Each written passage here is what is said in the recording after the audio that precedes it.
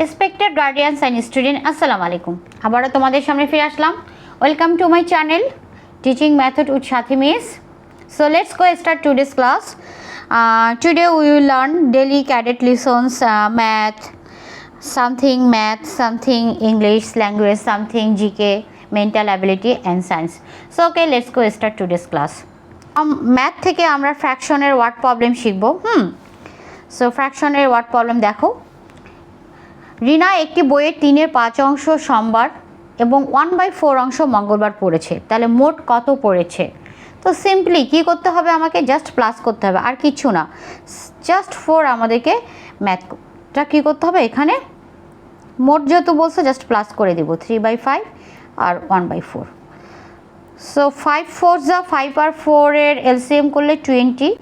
So 20 দিয়ে 5 divide করলে কত হবে 4। সো 4 3 যা 12 অ্যান্ড 20 দিয়ে 4 ডিভাইড করলে হচ্ছে 5 অ্যান্ড 5 1 যা 5। সো 12 + 5 দ্যাটস 117 আর নিচে 20।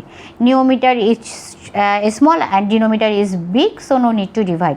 সো দ্যাটস মিন প্রকৃত ভগ্নাংশ ছোট আর এটা হচ্ছে নিচেরটা হচ্ছে বড়, তাহলে আমাদেরকে ডিভাইড করতে হবে না। That's it. নেক্সট কোশ্চেনে চলে যাব আমরা। আমন সকালে 2/3 লিটার ও বিকালে 1/6 লিটার দুধ পান করেছে, তাহলে মোট কত করেছে? খুবই সহজ, সিম্পলি আমরা প্লাস করে দিব, যোগ, ফ্র্যাকশনের যোগ বিয়োগ, 2/3 + 1/6। সো আমাকে 3 আর 6 এর লসাগু বা এলসিএম বের করে নিতে হবে। সো 3 1 যা 3, 3 2 যা 6, তাহলে এলসিএম কত হচ্ছে আমার 3 2 যা 6, আর যেটা বড় হয় সেটাই কিন্তু এলসিএম হয়। তো 6 দিয়ে এখন এটা দিয়ে এটাকে ডিভাইড করতে হয়, ডিভাইড করলে 2, যেটা ডিভাইড সেটা দিয়ে উপরেরটা মাল্টিপ্লাই করতে হয়। আমি এখানে একটু ব্রেকডাউন করে তোমাদেরকে দেখাই। 2 × 2, দেন 6 দিয়ে 6 ডিভাইড করলে 1 1 1 যা 1, তাহলে 2 2 যা 4 + 1 6, so that's mean 5/6 litre. That's it. So আমার 2 নম্বরটাও সলভ হয়ে গেল। খুবই সহজ ফ্র্যাকশনের। আজকে আমি ওয়ার্ড প্রবলেম দেখাচ্ছি কিছু, এটাও অনেক সহজ। রহিম 3/8 মিটার ও পরে 1/8 মিটার ফিতা ব্যবহার করেছে, তাহলে মোট কত মিটার ব্যবহার করেছে? এটা খুবই সহজ, যেহেতু নিচে আমার লসাগু কি 8 8 সেম, তো এটা একেবারেই করা যেত। 3 + 1, সো 3 + 1, সো 4/8। এই যে এটা আবার আমার কাটাকাটি যাবে, সিম্পলিফাই করা যাবে, তাই আমি এটা সিম্পলিফাই করব।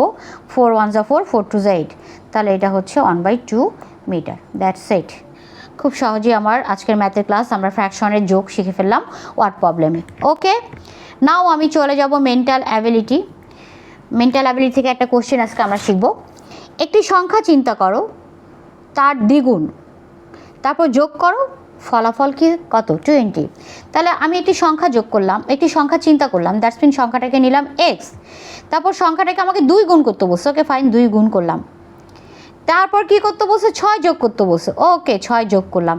তারপর কি বলছে? ফলাফল কত হবে? 20। Is equals to 20। আমি ইকুয়েশনটা ক্রিয়েট করে ফেললাম। যখনই আমরা ইকুয়েশন ক্রিয়েট করে ফেলবো তখনই আমি সুন্দর করে সমাধানটা সলভ করব।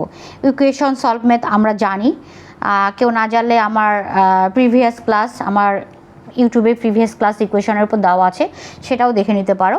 সো 20 দিস 1 + 6, এদিকে আসলে -6। সো 2x, 20 থেকে 6 মাইনাস করলে হচ্ছে আমার 10 থেকে 6, সো 4, 1 ক্যারিং, সো 2 থেকে 1 মাইনাস করলে 1, so x is equals to 14 into relation এদিকে আসলে ডিভাইড হবে, so it goes to 7, so x is equals to 7। So that's it. তাহলে আমার কত আসলো সংখ্যাটি?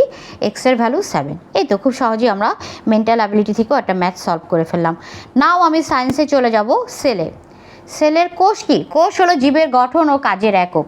খুব সুন্দর করে আমরা পড়ে নিব। কোষ কি? কোষ হলো জীবের গঠন ও কাজের একক। তারপর কি? প্রাণীর কোষ। প্রাণীর কোষে কি কি থাকে? Nucleus, cytoplasm, mitochondria. জাস্ট আমরা সায়েন্স যেহেতু আমাদের গ্রেড 6-এর বা 6ষ্ঠ শ্রেণীর পুরো বইটা আয়ত্তে রাখতে হবে, আমি জাস্ট তোমাদেরকে একটু শর্ট করে তোমাদেরকে সিলেবাস অনুযায়ী ডেলি লিসনে একটু করে তোমাদেরকে পড়ানোর চেষ্টা করি, যাতে তোমাদের মাইন্ডে থাকে।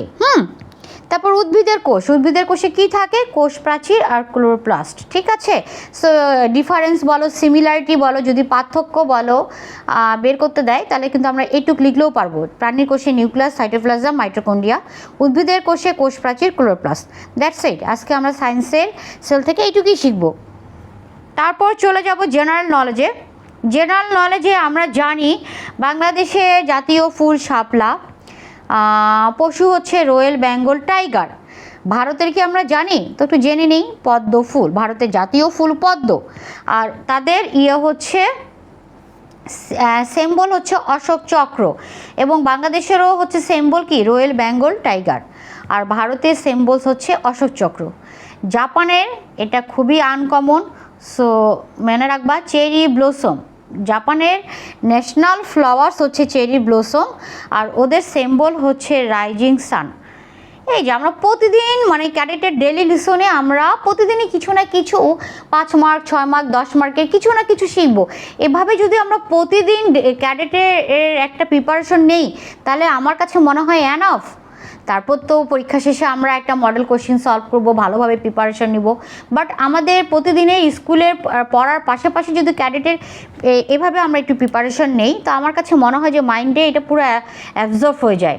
সো আমি তাই তোমাদেরকে বলছি যে আমার চ্যানেলটি সাবস্ক্রাইব করে যদি আমার ভিডিওগুলি তোমরা দেখো তো তোমাদের বাসায় একটা ক্যাডেটের ফুল প্রিপারেশন হয়ে যাবে, আর ইনশাল্লাহ মনে করি তোমাদের ক্যাডেটের চান্স হবে। এই জন্য সাবস্ক্রাইব করে আমার সঙ্গেই থাকবে।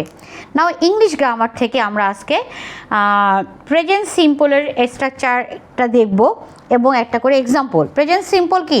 Subject, verb, object, subject, verb, তারপর কি? Object, subject, verb, object. Past সিম্পলেও সেম, সাবজেক্ট, ভার্ব, অবজেক্ট, কিন্তু এখানে হচ্ছে ভার্বের কি হবে? Past form. সাবজেক্ট বাট ভার্বের কি হবে? Past form. Right, road.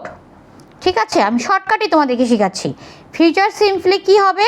Subject R will হবে। সাবজেক্ট হবে, তারপর স্ট্রাকচার অনুযায়ী উইল আসবে, তারপর ভার্বের হচ্ছে প্রেজেন্ট ফর্ম। এই যে দেখো present form, right, present form, then হচ্ছে অবজেক্ট।